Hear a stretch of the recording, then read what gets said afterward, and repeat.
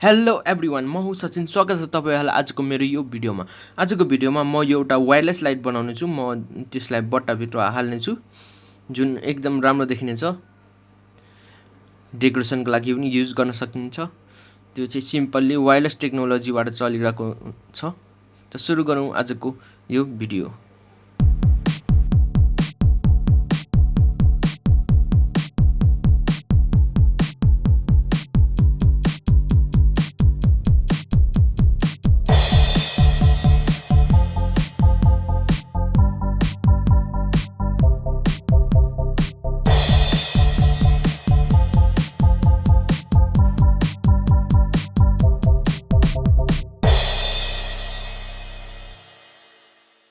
त सुरुमा सर्किट डायग्रामबाट सुरु गरौँ।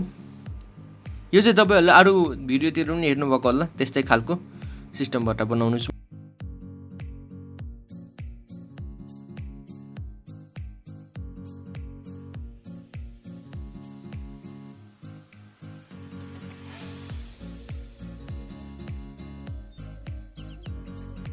यो चाहिँ अलिक बुझ्नलाई गाह्रो हुन्छ होला, त्यसले मैले यसलाई अलिकति सजिलो टाइपले बनाउनु छु। यतापट्टि यसमा चाहिँ 2N22 ट्रान्जिस्टर युज गर्ने छु। रेजिस्टर रहेको छ रेजिस्टर 33K। तपाईले भोल्ट चाहिँ 5 देखि 9 भोल्ट सम्म दिन सक्नुहुनेछ।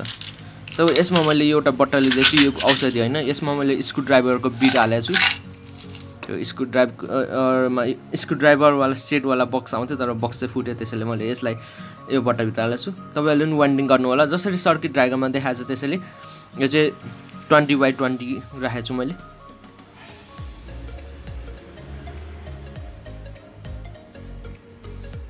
यसमा वाइन्डिङ गरेर टेप टाल्नु होला ताकि नबिग्रोस्। यो टेप टालेन भने सबै लाथालिङ्ग भर्ता।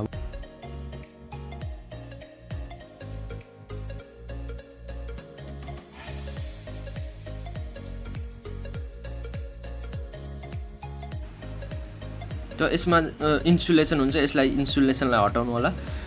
आगोले लाइटरले जलाएर हुन्छ कि खाप्सेले गोटेर हुन्छ। खाप्सी हो कि खाप्से हो यो। त्यो सर्किट डायग्राम अनुसार मैले यो सर्किट बोर्ड बनाएको छु।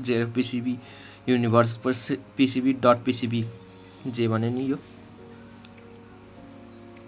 त सोल्डरिङ आइरन गरौँ यसमा सोल्डरिङ गर्नलाई।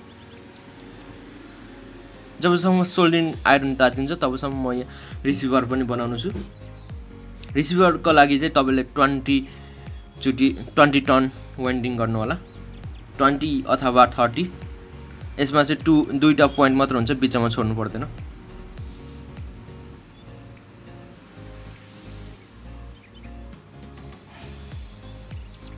यसलाई पनि निकालेर टेपले टाल्दिउँ।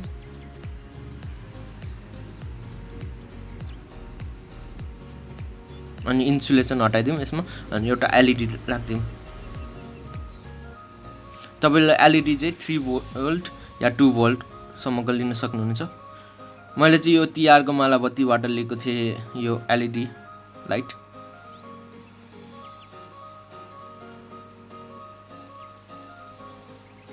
त यसलाई सोल्डरिङ गर्दिउँ हाम्रो ट्रान्समिटर वाला 20/20 वाला कपर वाइन्डिङ तार यसमा सोल्डरिङ गर्दिउँ। तपाईहरुले सर्किट डायग्राम अनुसार बनाउनु होला, हेरेर सजिलो हुनेछ। यो चाहिँ मैले सर्किट बोर्ड अगाडि नै बनाएको थिएँ ताकि सजिलो होस् र छिटो होस्, छिटो एन्ड सजिलो।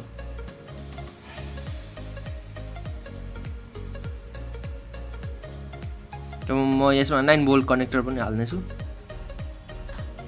अनि यसको बेसको लागि म कार्टनमा यसलाई स्टिक गर्नेछु, टाल्नेछु। डबल साइड टेप रहेको छ यो सर्किट बोर्डलाई टाल्नलाई।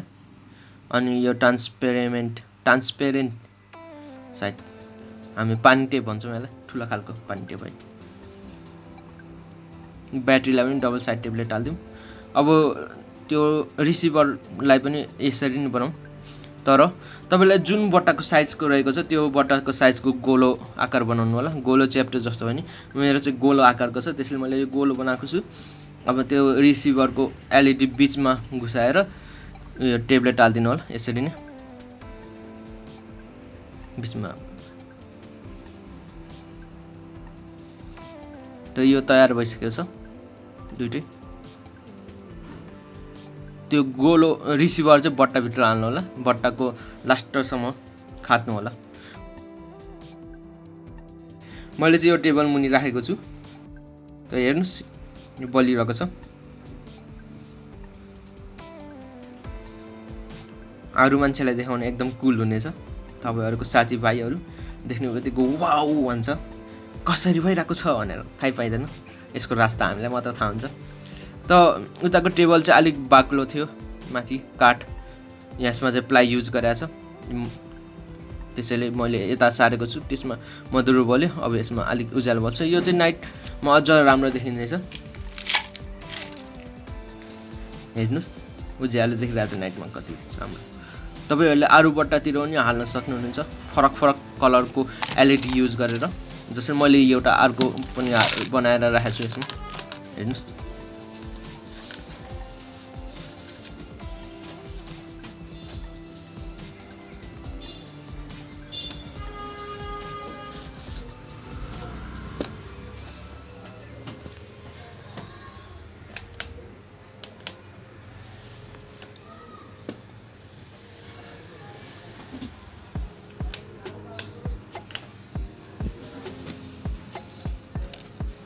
मैले यहाँ आरजीबी लाइट वाला पनि बनाएको छु मैले यहाँ। तो आजको भिडियो तपाईहरुलाई कस्तो लाग्यो लाइक शेयर कमेन्ट गरिदिनु होला, सब्स्क्राइब पनि गरिदिनु होला। भेट्नेछौँ हामी अर्को भिडियोमा। तबसम्मका लागि bye bye, have a nice day.